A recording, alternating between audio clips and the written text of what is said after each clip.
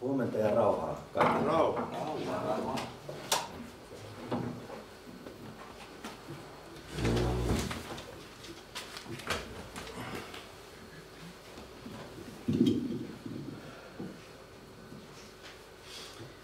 Minä tunnen rikokseni ja minun syntini on aina edessäsi.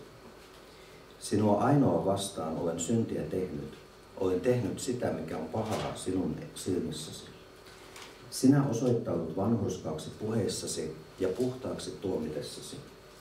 Totuutta sinä tahdot sisimpään saakka. Puhdista minut synnillä, niin minä puhdistun.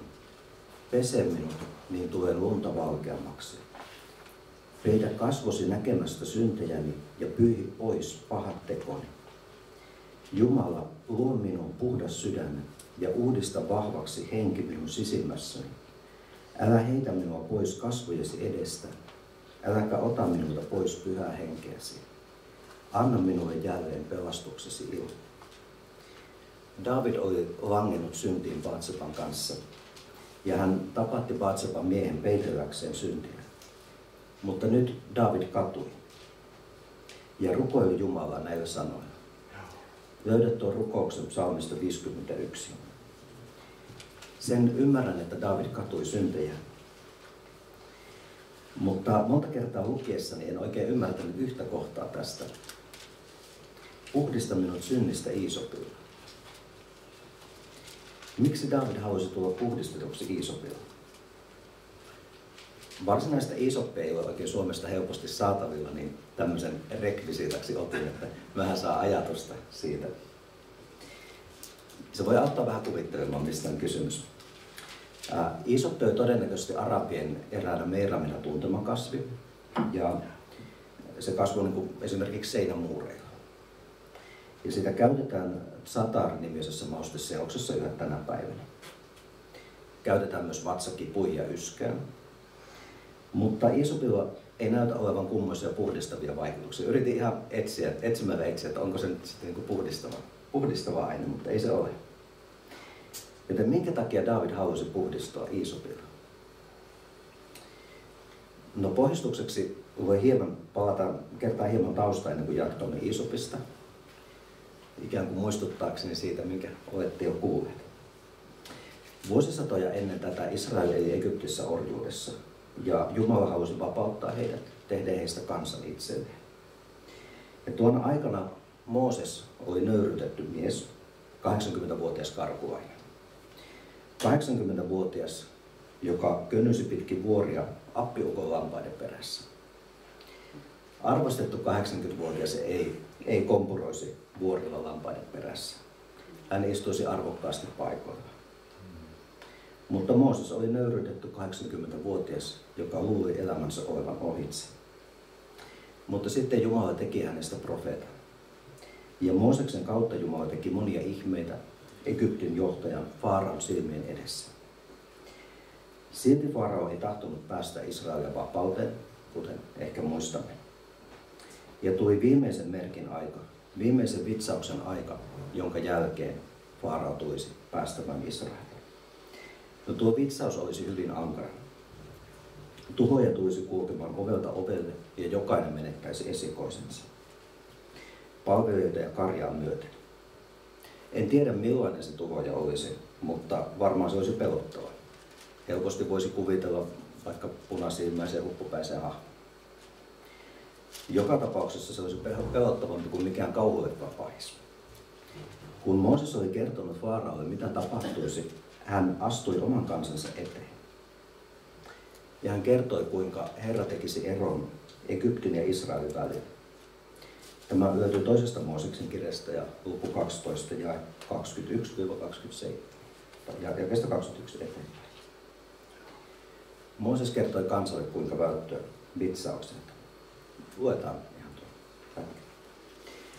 Valitkaa ja ottakaa erilleen lammas kukin perhekuntaani varten ja teurastakaa se pääsiäisuhrina. Ottakaa sitten iisoppikimppu, kastakaa se maajassa olevaan vereen ja sivelkää verta ovenkamanaan ja molempiin ovenpieliin. Kukaan teistä ei saa lähteä ulos talonsa ovesta ennen aamua, sillä Herra kulkee lyömässä vitsauksella egyptiläisiä. Kun hän näkee veren oven kamanassa ja molemmissa oven pielissä, hän menee sen ohi, eikä salli tuhoajan tulla taloihinne lyömään teitä vitsauksella. Israelilaiset tekivät Mooseksen neuvon mukaan. He teurastivat karitsan ja sivelivät sen verta ovenpielinsä hiisopilla, niin että tuhoaja kulkisi heidän ohitseen. Ja näin tuo karitsan veri vuodatettiin heidän sijastaan, ja karitsa ikään kuin kuoli heidän perheelleen kuuluvan kuoleman. Karitsan veri vautettiin maaljoihin, ja iisoppikorsi kastettiin tuossa karitsan veressä, ikään kuin tähän tapaan. Ja sitten he sivelivät verta ovenpieliinsä. Ja nähdessään tuon veren tuhoaja kulki talon ohitse. Näin Jumala teki eron ihmisten välillä.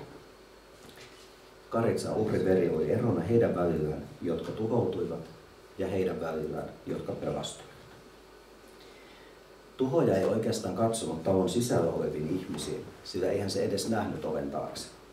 Sen sijaan tuhoaja katsoi iisoppikorrella ovenpielen siveltyyn uhrivereen ja sen perusteella kulki talon ohitse tai astui talon sisään.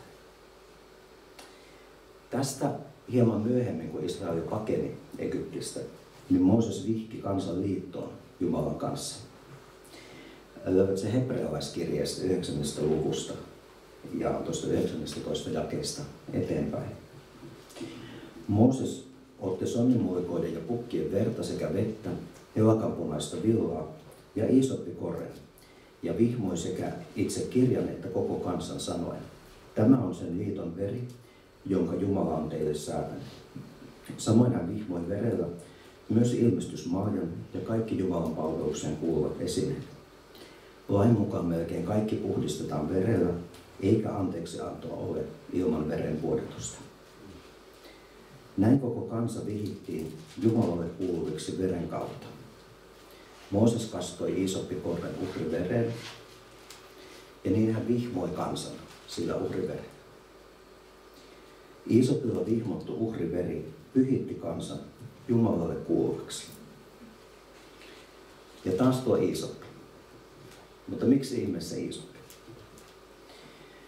Koska Israelin lähtiessä kohti luvattua maata, eihän iisoppi pelastanut heitä, vaan veri, johon iisoppi oli kastettu. Samoin Israel kyllä vihittiin Jumalan omiksi iisopin korteen kastetun veren kautta. Mutta iisoppi ei heitä pyhittänyt, vaan iisopilla vihmottu uhriveri pyhitti heidät Jumalalle kelpaaviksi. Uskon, että tämän takia, kun Jeesus riippui ristillä, tämän piti tapahtua ennen kuin hän antoi henkensä. Johanneksen evankeliumi 19. luku ja jakeesta 28 eteenpäin. Eli Johanneksen evankeliumi 19 ja 28 eteenpäin.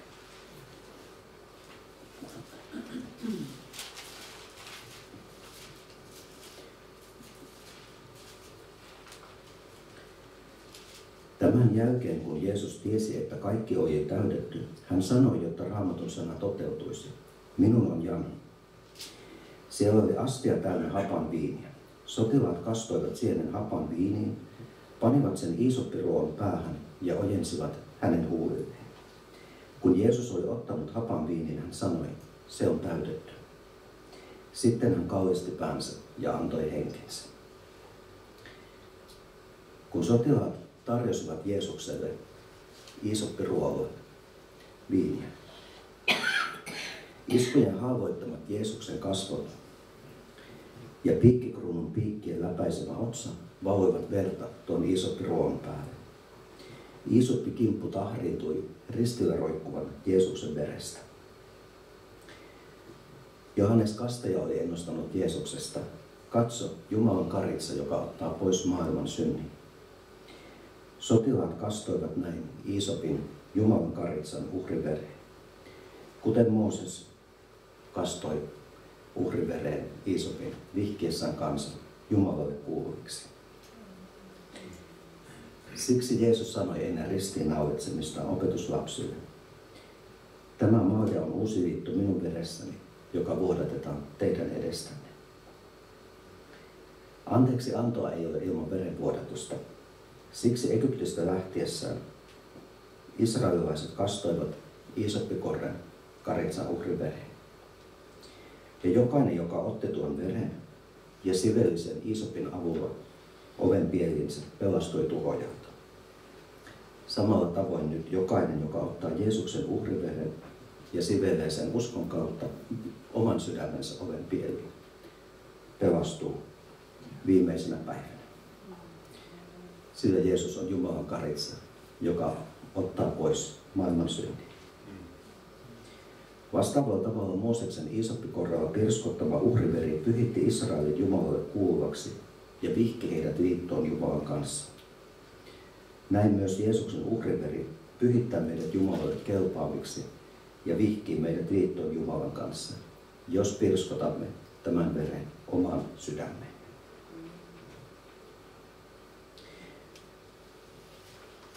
Tämä oli liitto, josta nyt jokainen voisi päästä osalliseksi. Ja myös tämä liitto vahvistettiin iisoppikorren avulla. Siksi Daavid rukoili: puhdista minut synnistä iisopilla, niin minä puhdistun. Pese minut, niin tulen lunta valkeammaksi. Iisoppi ei puhdistanut Daavidia, vaan iisoppin kastettu Jeesuksen uhriveri. Kun Jeesus vietiin ristille kuin teurastettava karitsa, meille kuuluva Jumalan tuomio siirrettiin hänen päälleen. Anteeksi antoa ei ole ilman verenvuodatusta, mutta Jeesuksen veren kautta syntiesi hinta on maksettu. Jeesuksen veri on ainoa asia maailmassa, joka voi puhdistaa ihmisen. Iisoppiruoko kastettiin tuossa uhriveressä sotilaiden toimesta. Ja tämä iisoppiin kastettu Jeesuksen uhriveri voi puhdistaa sinut kaikesta synnistä luntakin valkeammaksi. Mitä iisoppiruoko sitten kuvaa? Iisoppiruoko kuvaa tässä uskoa. Ilman iisoppia Mooses ei olisi voinut vihmoa verta kansan ylle liiton merkiksi. Samoin ilman iisoppia Israel ei olisi voinut sivellä karitsan verta oven pieleen tuhon välttämiseksi. Samalla tavoin me emme voi ottaa Jeesusta vastaan ilman uskoa. Ainoastaan uskon kautta Jeesukseen hänen verensä voi sivellä oman sydämensä oven pieliin. Usko on tuo iisopin korsi, jolla voit sivellä Jeesuksen veren oman sydämesi oven pieliin. Näin toteutuvat Daavidin sanat: puhdista minut synnistä iisopilla, niin minä puhdistun. Sillä Jeesuksen veressä on voima puhdistaa kaikesta synnistä. Kerron nyt uhrin merkityksestä hieman pienen tarinan avulla. Tähän tarvitsen 2 avustajaa. Niina ja Andreena on pyytänyt siihen. Ja Niina on nyt tässä lammas ja Andreena kulkee nyt tämän lampaan kanssa. Voitte lähteä kulkemaan. Ja Andreena on lähtenyt pienestä kaupungista kulkemaan kohti suurkaupunkia. Ja hän on kulkenut pitkän matkan. Yöpynyt matkan varrella monta kertaa.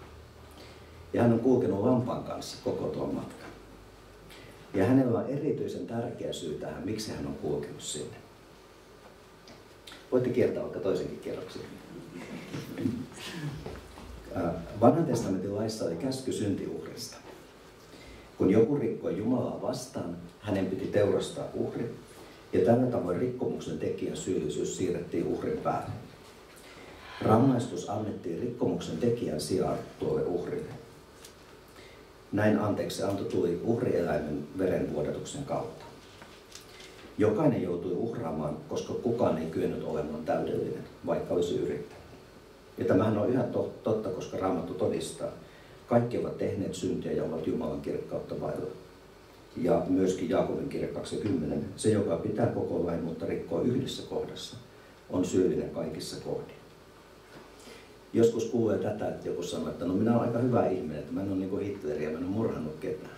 Mutta koska tähän käy hyvin tämmöinen vertaus, että jos syntiä kuvaa valtamereen, niin onko sillä merkitystä, että olet tippunut mereen laivaa ensimmäisestä kerroksesta vai jos olet tippunut laivaa 100. kerroksesta? Riippumatta siitä, kuinka korkealta olet tippunut, niin saman mereen me on kaikki tipputtu. Ja sen takia me kaikki tarvitsemme uhria.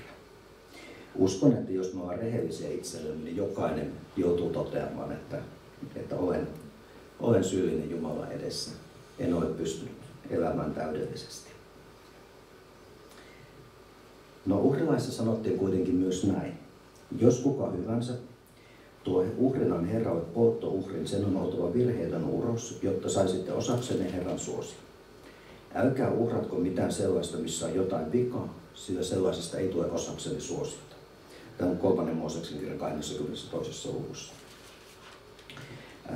Siinä ei saa olla mitään vikaa. Älkää tuoko Herralle sokeaa, raajarikkoa, silvottua, paiseista, ihotautista tai rupista eläintä.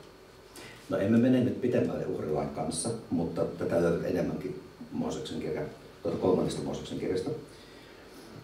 No jos nyt hän on tässä henkilö, joka on tuomassa uhrieläintä papille, hän on uhrieläin, ja nyt jos minä nyt on sitten pappi tätä tarkoitusta varten, niin itse asiassa mitä pappi tekee silloin, kun hän tuo uhrieläimen papille, niin pappi ei katso häneen, vaan pappi rupeaa katsomaan tätä uhrieläintä ja alkaa tutkia sitä.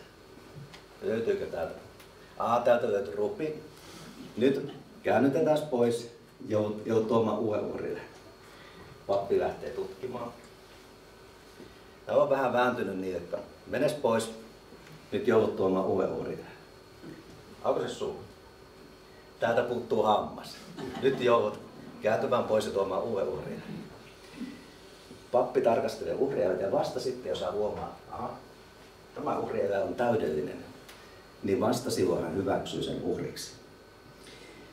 Mutta itse asiassa pappi ei katsonut häneen, vaikka hän oli tehnyt syntiä. Pappi ei silti katsonut häneen, eikä oikeastaan kuulustellut kummoisesti häntä. Vaan hänen sijaansa pappi katsoi tuohon uhrieläimeen. Pappi katsoi uhriin, onko uhri riittävä. Voitte mennä istua. Ja samalla tavoin Jumala ei katso meihin, kun tulemme hänen eteensä, vaan hän katsoo meidän uhriimme. Ja tämän takia, kun moni sanoo, minä olen hyvä ihminen, että kyllä mä Jumalan eteen pääsen, niin jos hän tuo uhrinaan Jumalan eteen oman elämänsä, niin Jumala tarkastaa sen. Ja me olemme vailla Jumalan kirkkautta. Ja meidän elämä ei ole täydellinen uhri. Vaikka se olisi hyviäkin tekoja, niin sieltä löytyy aina joku niin kuin rupi tai murtuma. Ja siksi emme kelpaa Jumalan edessä oman hyvyytemme perusteella. Jos tuomme oman hyvyytemme uhrina Jumalan eteen, meidät käännytetään tylysti pois. Jos tuot Herran eteen minkä tahansa teon uhrinasi, millä olisit ansainnut hänen suosionsa, se ei kelpaa, koska Jumala tarkastelee silloin koko elämää. Vaikka toisi hyviä hengellisiä asioita, vaikka toisi, että mä oon profeetoinut, mä oon parantanut sairaita, mä oon ajanut ulos riivaajia, mä oon evankelioinut, vaikka hyviäkin asioita, niin Jumala tarkastelee meidän koko elämää. Ja mitä uhrilaissa sanotaan? Älkää uhratko mitään sellaista, missä on jotakin vikaa, sillä sellaisesta ei tule osaksemme suosiota. Ja meistä löytyy aina jotain vikaa. Ja siksi tuo uhri ei kelpaa ja meidät käännytetään tylysti pois. Jos joku tuo vanhempiensa aseman, vanhempiensa elämän tai vanhempiensa uskon Jumalaan, on tätä kuullut, että no mun vanhemmat oli kyllä kovasti uskovia. Mutta vanhemmatkaan eivät ole täydellisiä. Ei vaikka vanhemmat olisi maailman parhaita pastoreita. Ja kun Jumala tarkastelee ja uhriaan kokonaisuutena, sieltä löytyy jotain vikaa. Siksi sekään uhri ei kelpaa. Ja meidät käännytetään tylysti pois. Mutta jos tuot uhrinasi Jumala eteen Jeesuksen, Jumala tarkastelee uhriasi. Ja kun hän tarkastelee Jeesusta, niin hän näkee, että Jeesus on täydellinen. Ja siksi hän ottaa sinun uhrisi vastaan. Ei sinun itsesi takia, ei siksi mitä sinä olet, vaan sinun uhrisi takia. Siksi mitä uhrisi on. Jeesus on täydellinen uhri. Ja siksi sinä kelpaat Jumalalle, jos tuot uhrinasi Jeesuksen. Koska Jumala ei katso sinun, vaan sinun uhriisi Jeesukseen. Siksi Daavidkin tarvitsi iisoppikorpeen kastetun Jeesuksen veren, että voisi pelastua. Myös hänen piti tuoda Jumalalle uhrina Jeesus. Siksi Daavid rukoili epätoivoisesti. Puhdista minut synnistä iisopilla, niin minä puhdistun. Pese minut, niin tule lunta valkeammaksi. Peitä kasvosi näkemästä syntejäni, ja pyyhi pois kaikki pahat tekoni. Jumala, luo minuun puhdas sydän ja uudista vahvaksi henki minun sisimmässäni. Älä heitä minua pois kasvojesi edestä, äläkä ota minulta pyhää henkeäsi. Tämä on langenneen rukous yhä tänä päivänä. Puhdista minut synnistä Iisopilla, niin minä puhdistun. Puhdista minut Jeesuksen kalliilla verellä. Ei hopealla, ei kullalla, vaan Jeesuksen kalliilla verellä. Mutta itse asiassa tuossa psalmissa 51, siinä ei sanota puhdista minun sydämeni. Voit tarkistaa sen 51 ja 12. Siinä ei sanotakaan puhdista sydämeni, vaan luo minuun puhdas sydän. Luo minuun. Tämä on se, minkä Jeesus tahtoo tehdä sinulle, jos et vielä tunne häntä. Hän ei tahdo ottaa vain paloasennusta ja hangata puhtaaksi, vaan hän tahtoo ottaa vanhan sydämen ja luoda sinuun tilalle uuden puhtaan sydämen. Sydän pumppaa verta, joka leviää joka puolelle kehoon. Ja se leviää sitä kautta jokaisen raajaan ja jokaisen elimeen, jokaisen kudokseen. Samalla tavoin Jumala tahtoo levittää hänen valtakuntansa meidän elämäämme. Meidän elämämme jokaiselle osa-alueelle. Ja tuo uusi puhdas sydän voi pumpata levittää taivasten valtakuntaa, meidän elämäämme, sen kaikille osa-alueille. Jos me yritettäisiin vaihtaa yksittäisiä osia meidän elämästä, niin siitä ei tulisi loppua. Aina edellinenkin osa menee huonoksi ennen kuin seuraava ei pitää vaihtaa. Mutta kun hän antaa uuden puhtaan sydämen, niin se jatkuvasti levittää hänen valtakuntansa meidän elämäämme. Ja niin muuttaa ihmisen sisältä. Tämä on mitä Jeesus tahtoo tehdä. Luoda sinuun uuden puhtaan sydämen ja sitä kautta synnyttää uudesti ylhäältä. Kristuksen veri, hänen joka uhrasi itsensä viattomana Jumalalle, puhdistaakaan meidän oman tuntomme kuolleista teosta palvelemaan elävää Jumalaa. Eikä ole pelastusta kenessäkään toisessa, sillä ei ole taivaan alla ihmiselle annettu muuta nimeä, jossa meidän tulisi pelastua. No, eräs kuuluisa evankelisti oli TV-keskustelussa oppineen ateistin kanssa. Ja tämä ateisti aloitti haastamalla häntä. Te uskovat, sanotte, että Jeesuksen veressä on voima, mutta te olette väärässä. Historia todistaa, että Jeesuksen veressä ole voima. Miten niin, vastasi evankelista hämmentyneen. Ja ateisti jatkoi. Teidän mukaan Jeesuksen veri puhdistaa. Ja Jeesuksen veri muuttaa ihmisen paremmaksi. No, Jeesuksen veri tuli maailmaan 2000 vuotta sitten. Mutta ei maailma ole puhdistunut eikä muuttunut paremmaksi. Vuosi vuodelta näemme pahempia ja tuhoisampia sotakoneita. Vuosi vuodelta enemmän sotia, nälänhätää ja kärsimystä. Ja vuosi vuodelta ihmiset tekevät enemmän ja enemmän sitä, mitä te uskovat sanotte synniksi. Koska maailma ei ole puhdistunut 2000 vuodessa, ei Jeesuksen veressä ole voimaa. Evankelista vastasi. No, siinä olet oikeassa, että maailma on mennyt pahemmaksi. Se on varmaan totta. Mutta siinä olet väärässä, että ei Jeesuksen veressä ole voimaa. Miten niin? Vastasi ateisti nyt vuorostaan hämmentyneenä. Evankelista jatkoi. Katsos, Jeesuksen veri on niin kuin saippua. Saippua voi puhdistaa ihmisiä. Mutta voit puhua saippuasta. Voit lukea saippuasta. Voit laulaa saippuasta. Voit tehdä tutkielmia siitä. Voit työskennellä saippua tehtaassa. Mutta silti voit olla likainen. Koska saippua ei puhdista sinua, jos et ota saippua käteesi ja levitä sitä omaan kehosi. Samoin Jeesuksen veressä on voima puhdistaa. Voit puhua Jeesuksen verestä, voit lukea siitä, voit laulaa siitä, voit tehdä tutkielmia siitä, voit työskennellä, no ei nyt mennä siihen. Mutta Jeesuksen veri ei vaikuta sinuun, jos et ota sitä ja sivelle sitä itse oman sydämesi ovenpieliin. Evankelista vastasi viisaasti. Jeesuksen veri ei vaikuta, jos et ota sitä ja sivelle sitä itse oman sydämesi ovenpieliin. Sitä ei voi tehdä toisen puolesta. Siksi sotilas ojensi Iisopin Jeesukselle, koska hän kastoi sen Jeesuksen veressä. Mutta sen jälkeen me emme näe oikeastaan Iisoppia Raamatussa. Miksi näin? Koska Iisopin tehtävä on nyt jätetty sinulle. Jeesuksen veri on valmiina sinua varten, pelastamaan sinua. Se on jo levitetty Iisoppikorren päähän. Ja loppu on kiinni sinusta. Sinun täytyy nyt ottaa kiinni tuosta Iisoppikorresta ja levittää Jeesuksen veri sillä omaan sydämeesi. Ja sanoa Jumalalle, minä olen syntinen. Puhdista minut Iisopilla niin, että minä puhdistun. Puhdista minut Jeesuksen kalliilla verellä, että minä puhdistuisin. Sillä se ei pelasta, että kuulet siitä. Se ei pelasta, että luet siitä. Eikä se pelasta, että työskentelet sen kanssa. Jeesuksen veri pelastaa, vain jos uskot sen todeksi. Jeesuksen veri vuodatettiin sinun syntiesi tähden.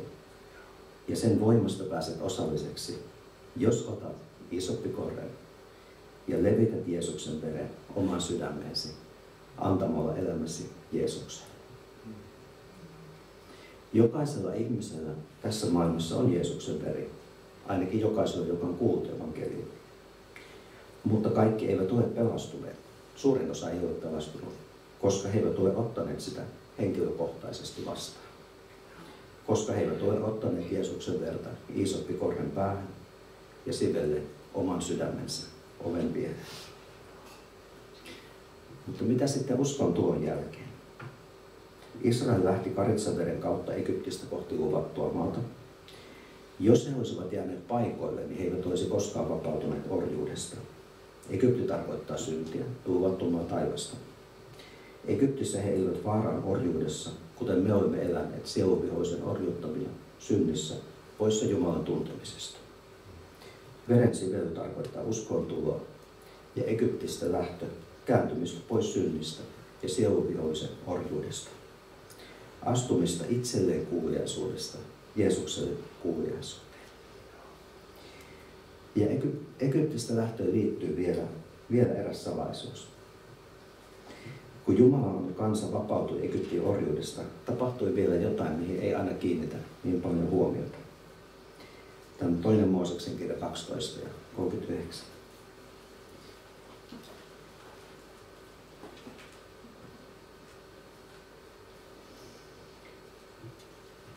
He leipoivat happamattomia leipiä Egyptistä tuomastaan taikinasta. Se ei näet ollut kerennyt hapantua, kun heidät karkotettiin Egyptistä. He eivät voineet viivytellä ja he eivät olleet ehtineet tehdä itselleen evästä.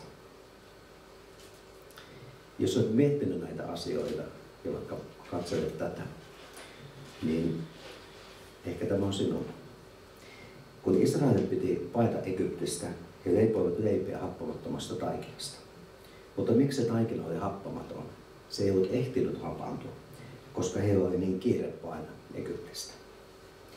He olivat jo irtautumassa orjuudesta, mutta jos he olisivat viivytelleet, Egypti olisi vielä ottanut heidät kiinni ja he eivät olisi päässeet vapaaksi. Samoin on myös meillä. Jos et vielä tänään ole Herran oma, miksi antaisit taikinan hapantua odotellessasi? Jos odotat liian pitkään, niin vihollinen saa jälleen otteen sinusta. Jumalan vaikutuksesta vihollisen ote on hellittänyt, ja siksi olet alkanut ajatella näitä asioita. Mutta ystävä, haluan kehottaa sinua, älä anna taikinan hapantua. Sillä Raamattu sanoo myös, sopivalla ajalla minä olen sinua kuullut, ja pelastuksen päivänä sinua auttanut. Kun Jumala kutsuu, juuri silloin on sopiva aika ja pelastuksen päivä. Silloin on turha aikailla. Israel pelastui tuhosta sivelemällä verta ovenkarneihin Iisoppikorjalla. Samoin on meidän kohdallamme. Tuhoja haluaisi viedä meidän sielumme kadotukseen, kun aika päättyy. Mutta sinun ei tarvitse lähteä tuhojen mukaan. Jeesus antoi oman kalliin verensä, että voisit sivellä sen uskon kautta oman sydämesi oven pieliin. Jeesus astui taivaasta, kärsi ja kuoli, koska Jumala ei halua antaa sinua tuhoja mukaan. Nyt jos uskot häneen, voit antaa elämäsi hänelle ja kääntyä hänen puoleensa. Näin voit sivellä Jumalan karitsan veren oman sydämesi oven pieleen. Ja jos tämän teet, tuhoaja ei pysty viemään sinua mukana. Israel pelastui ja Israel puhdistui Iisopin kastetun karitsan veren avulla. Tässä maailmassa ei ole mitään puhdasta. Jumala yksin on puhdas. Siksi hänen piti lähettää Jeesus. Jeesuksen veri on ainoa puhdas asia maan päällä. Ainoa, joka voi ihmisen pelastaa. Jos siis et tänään vielä ole Jeesuksen oma, pyydän, ota Iisopin korsi. Kasta se Jeesuksen vereen ja sivelle se oman sydämesi oven pieleen. Tee siitä merkki Jumalalle, että tästä edespäin kuulut vain hänelle. Näin voit sanoa hänelle kuten Daavid. Puhdista minut synnistä Iisopilla, niin että minä puhdistun. Jumala, luo minuun uusi puhdas sydän ja anna minulle uusi vahva henki. Anna minulle pelastuksesi ilo. Jos elämässäsi on tänään syntiä, meidän ei tarvitse jäädä siihen. Siksi esitän vain toiveen, pyynnön. Älä jää siihen, vaan tuo se Jeesuksen. Ota tänään Iisopin korsi käteesi.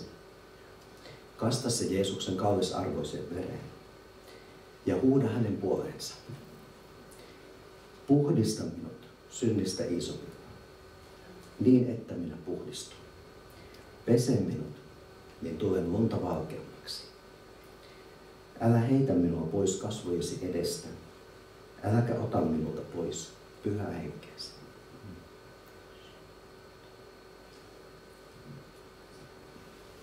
Jos rukoillaan tähän vaikka lyhyesti, varmasti jatketaan ehtoollisella.